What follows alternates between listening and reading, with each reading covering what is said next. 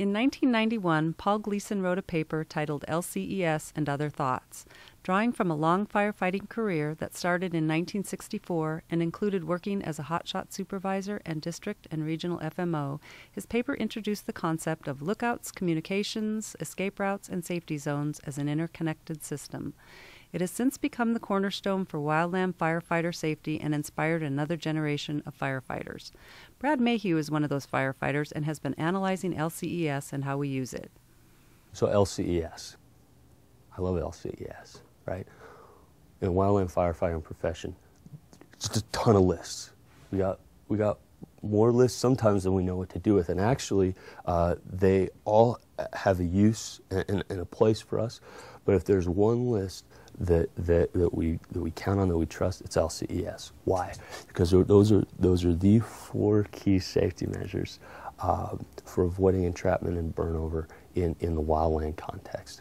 Right? We trust LCES. We trust that if I have my LCES covered, if I have my LCES in place, I'm going to be able, even if this fire, everything goes to hell in a handbasket, I'm going to be able to get out of danger and get to safety, and at least I have my safety measures covered.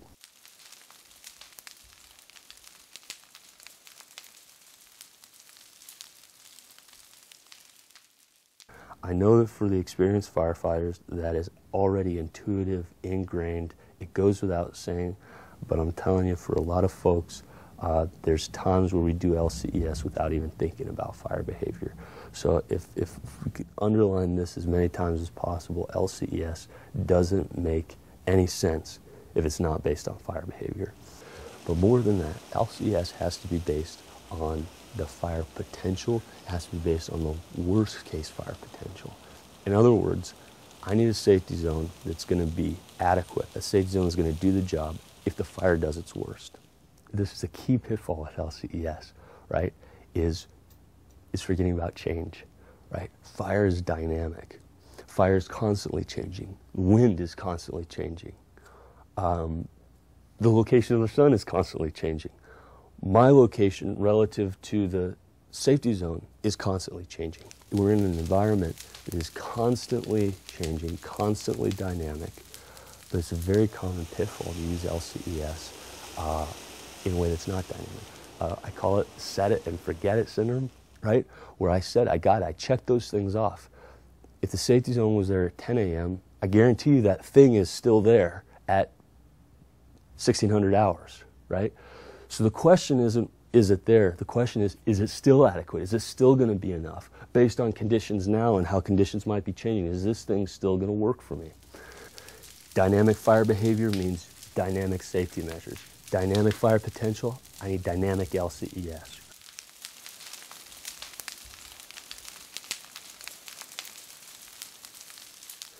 I think one of the very useful things about approaching LCES in this way, based on the intent of LCES and based on fire potential, is it gives you a way of defining the components of LCES in a very useful way.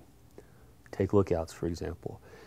If you ask firefighters what's the definition of a lookout, what does it take to have a good lookout, you're going to get all kinds of answers. Do lookouts have to be on high spots, low spots, see the whole fire, see how much experience, can they have collateral duties? There's all these factors, right? And it becomes pretty tricky to try to nail down exactly what it takes to have a good lookout for this situation and for every situation. Well, with this approach, it gives you a way, I think it gives you a way of doing it. Because what it allows you to do is it allows you to say, look, with this approach to LCES, what is the fundamental intent of a lookout? The fundamental intent of a lookout is someone who's going to see the early warning signs, recognize them, and be able to get the word to me in enough time for me to get to safety.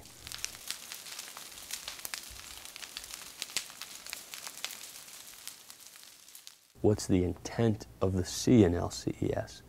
And one piece of that is when it's time to pull the trigger and get to the safety zone, I'm confident that there's a line of communication from my lookout directly to me and that the word's going to get from him or her to me in enough time for me to get to safety. That's one part of communication in LCES.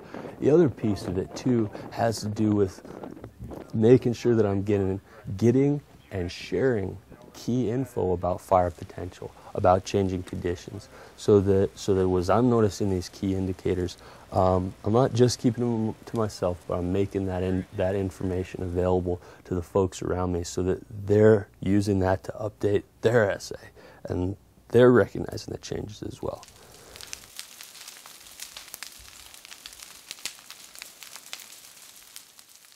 How many of us do this, right? Where we go, do I have a way out of here? And you look at that little deer trail and you go, yeah, I got a route. Check, right?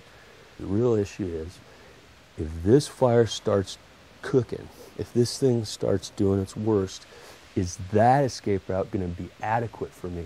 And in some situations, a 30-second escape route isn't going to be adequate, right? Because a fire can get to you faster than you can get away from it. If I look at the fire potential in my best judgment, right, and I look at my LCS in my best judgment, I make the judgment call that, look, based on what this fire is capable of, each element of my LCS is adequate. If this fire does its worst, I'm going to be able to get myself and my people I'm responsible for, I'm going to be able to get us to safety. What that means is what? I can engage confidently. I'm still going to need to keep updating my essay. I'm still going to want to keep questioning, looking if something's changing. But you can have a 3-hour escape route uphill with all kinds of gnarly stuff. You can have a 3-day escape route, as long as that escape route is adequate based on the worst case fire behavior. If it's adequate, it's adequate. It's a judgment call. Human beings are not going to make perfect judgments, right? But there's no substitute for our subjective human judgment.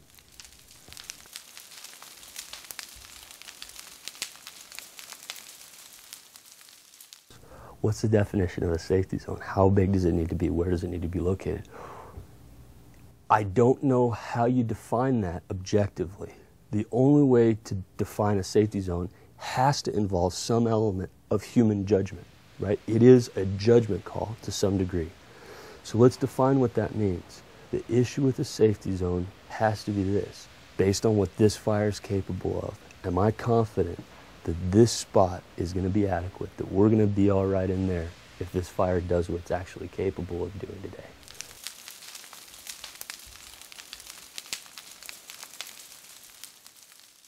It's not something that I do for OSHA. It's not something I do for the chiefs. It's not something for the guys in City Hall or the state capitol or even in Washington. We don't do LCES for them, right? We do LCES for us. LCES is for me, to avoid me getting burned and the other people that are with me. It's for us to avoid getting burned. That's it. That's all I have to say.